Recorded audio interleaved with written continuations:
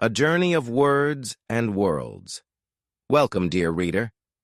You're about to embark on an extraordinary voyage, not just through deserts, cities, and oceans, but also through the vibrant nuances of the English language.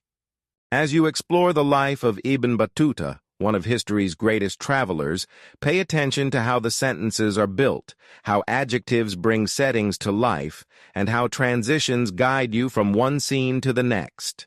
Every paragraph is a small lesson.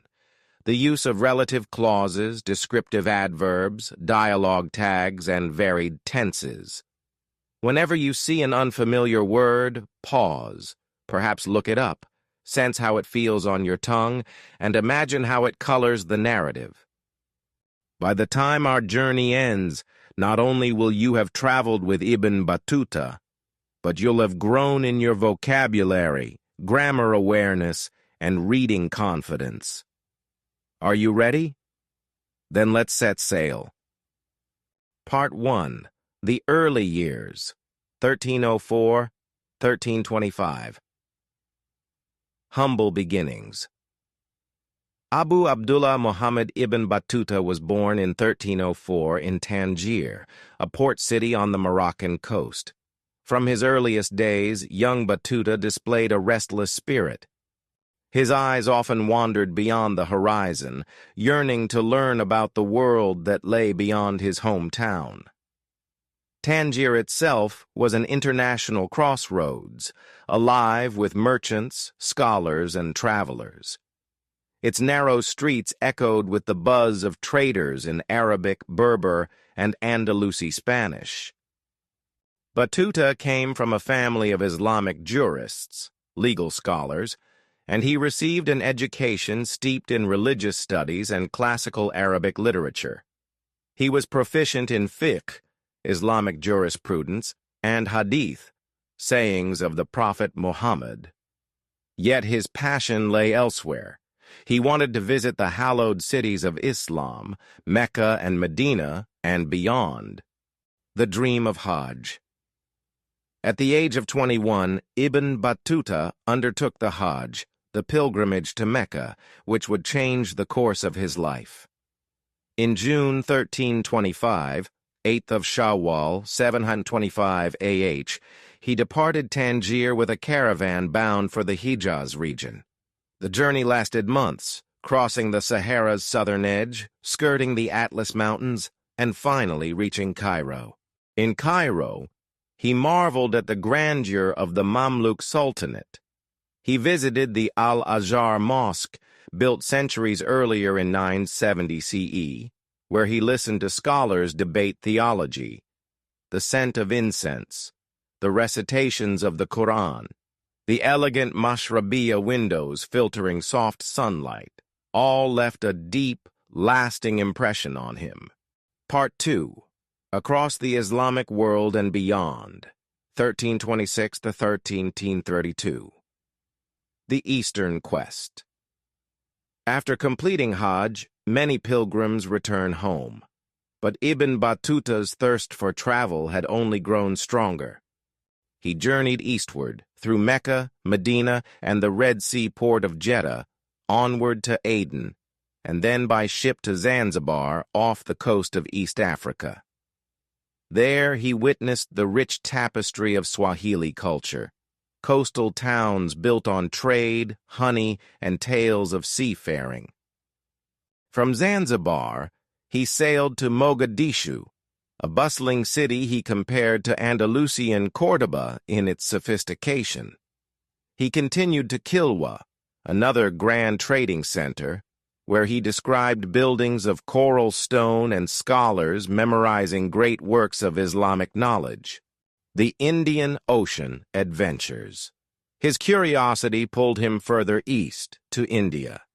He reached Delhi, then under Sultan Muhammad bin Tughlaq. The capital dazzled with its jewels, learned men, and complex politics. Battuta became a qadi, religious judge, under the Sultan's patronage. Yet political unrest and the Sultan's volatile leadership eventually forced him to leave. Next, he traveled south to Malabar on India's southwestern coast, where he was deeply impressed by the custom of matrilineal inheritance among the local Hindu and Muslim families. From there, he voyaged to Maldives, where he spent 12 years serving as chief judge, encountering atolls, coral reefs, and a maritime culture unlike any other. From Southeast Asia to China. Not content to stop there, Ibn Battuta sailed on to Sumatra, then to Java, and eventually landed in China. He arrived in the southern city of Quanzhou, renowned for its shipyards and cosmopolitan port. He admired the Chinese bureaucracy, the impressive Grand Canal, and the fragrant tea. He observed the bustling markets of Hangzhou, calling it, beyond dispute, the finest and most splendid city in the world. His narrative overflows with admiration for Chinese porcelain, silk, and civil organization. Part 3. Turning Westward, 1332–1349, return via Persia and Arabia. After years of wandering, Battuta began his long return journey. He traveled through Yunnan into Siam and Cambodia, then turned west across the Indian Ocean once again. He visited the Persian trade cities of Kerman and Shiraz, and eventually returned to Baghdad, the historic center of Islamic learning. There, he witnessed religious scholars, medical practitioners, and engineers discussing their respective fields, a living legacy of the Abbasid Golden Age. Pilgrimage and the road to home. From Baghdad, he retraced his pilgrimage to Mecca, then visited Damascus, Jerusalem, and Cairo once more. In Cairo, weary but triumphant, he decided to return to distant Tangier. In 1349, after 24 years on the move, he arrived home. Yet his journey did not end there. Part 4. Final Travels and the Rila, 1349–1354, Trouble and New Ventures. Upon returning to Tangier, Ibn Battuta found civil strife and disorder. He chose to make one final journey to Al-Andalus, modern Spain, and Mali. He traveled across the Mediterranean to Seville, then to Granada, marveling at the remnants of Moorish architecture and Andalusian gardens. He then set off across the Sahara to Timbuktu, the legendary center of trade and Islamic scholarship. He described the city's liveliness, its mosques built of sun-dried mud, and the wealth accumulated from gold and salt trade. The Rila, a book of wonders. At some point during these final travels, Ibn Battuta returned to Morocco and came under the patronage of Abu Inan Faris, the Marinid ruler of Fez. The Sultan asked him to record a detailed account of his journeys.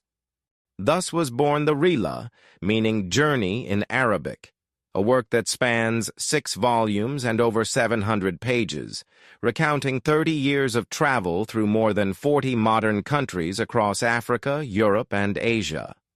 The Rila mixes geography, personal anecdotes, local customs, historical observations, and scholarly debates.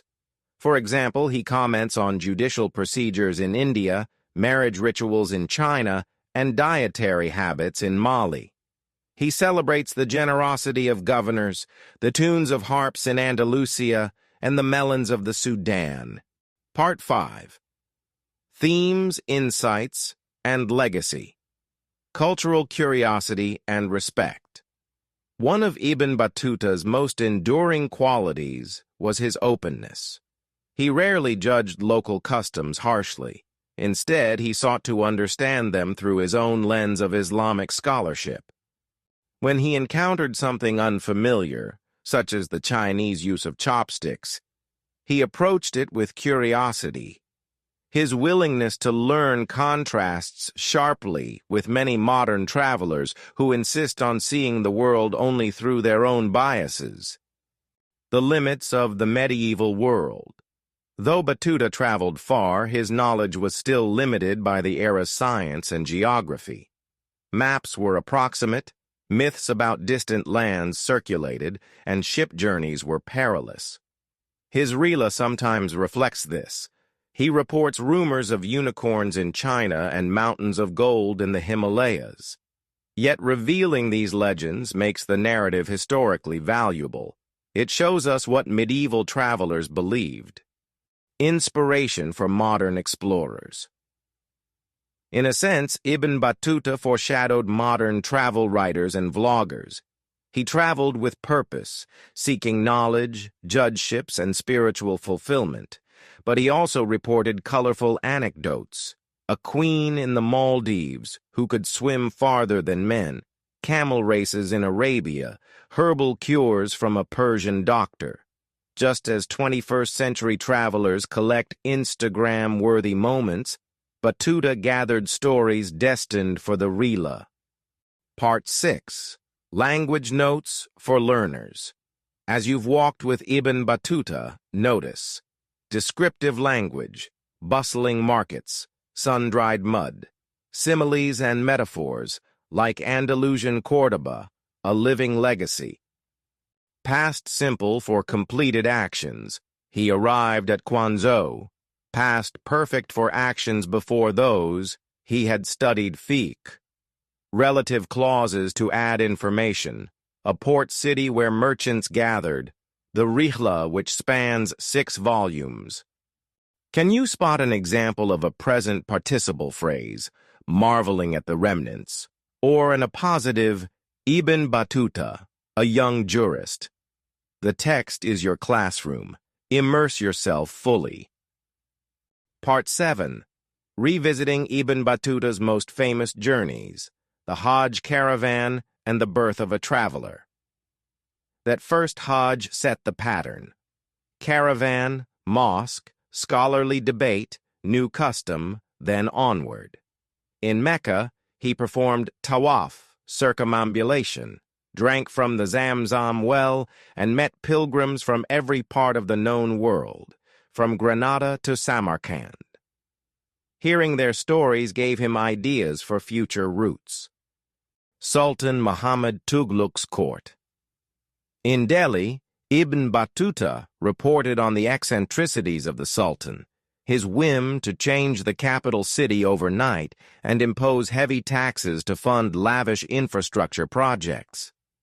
Battuta praised his intellect, but criticized his unpredictable governance. The splendors of Hangzhou. Describing Hangzhou, Ibn Battuta wrote that, "No palace, in my opinion, could surpass it in terms of delight and refinement." He admired the printed books, the long rows of tea-houses and fishing boats tied along the canals. Timbuktu's learning and wealth. In Timbuktu, he encountered scholars who had memorized the Quran, madrasas teaching theology, mathematics, and astronomy, and merchants dealing in gold dust and colored cloth. He reported that the Niger River's levels rose and fell with the rains, affecting trade and travel. Part 8. Conclusion. A journey that teaches Ibn Battuta returned to Tangier around 1354, older yet as curious as ever. He had covered over 75,000 miles, an unimaginable distance in his day.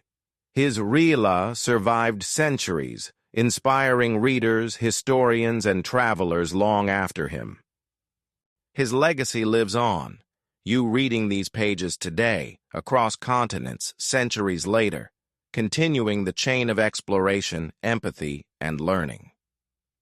As you close this narrative, reflect. What does your own journey look like?